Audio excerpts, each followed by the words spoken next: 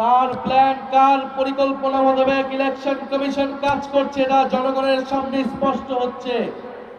আমরা হুঁশিয়ারি দিচ্ছি, আজকে সন্ধ্যার মধ্যে দিনের আলো থাকতে থাকতে এই বিধিবিধান পরিবর্তন করেন, আগামীকাল না হলে ইলেকশন কমিশন ঘেরাও হবে। আমরা এতদিন কিছু বলি নাই, সব সহ্য করে গিয়েছি।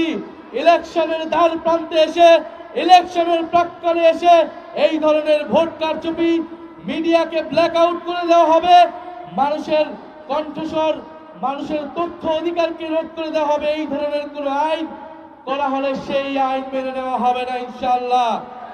আমাদের প্রতিনিধিরা আজকে ইলেকশন কমিশনে যাচ্ছে। ইলেকশন কমিশনকে বলছি, এতদিন যা করেছেন 12ই ফেব্রুয়ারি যদি কোনো ধরনের পক্ষপাতিত্ব করার পরিকল্পনা থাকে, ফ্যাসিস্ট আমলের ইলেকশন কমিশনের যেই পরিণতি হয়েছিল তার থেকেও ভয়াবহ পরিণত হবে এই ইলেকশন কমিশনের।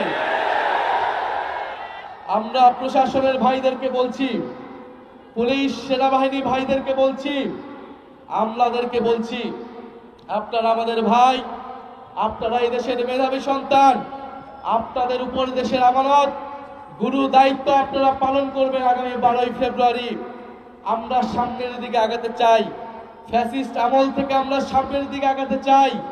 আমরা আশা করব আপনারা দেশের গুরুত্বপূর্ণ এই দায়িত্ব নিরপেক্ষভাবে পালন করবেন, বাংলাদেশের জনগণের অধিকার রক্ষা করবেন, গণতন্ত্রকে নিশ্চিত করবেন।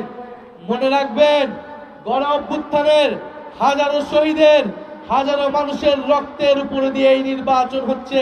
এর সাথে বিশ্বাসঘাতকতা করলে বাংলাদেশের মানুষ আপনাদের কোনোদিন ক্ষমা করবে না, করবে না, করবে না।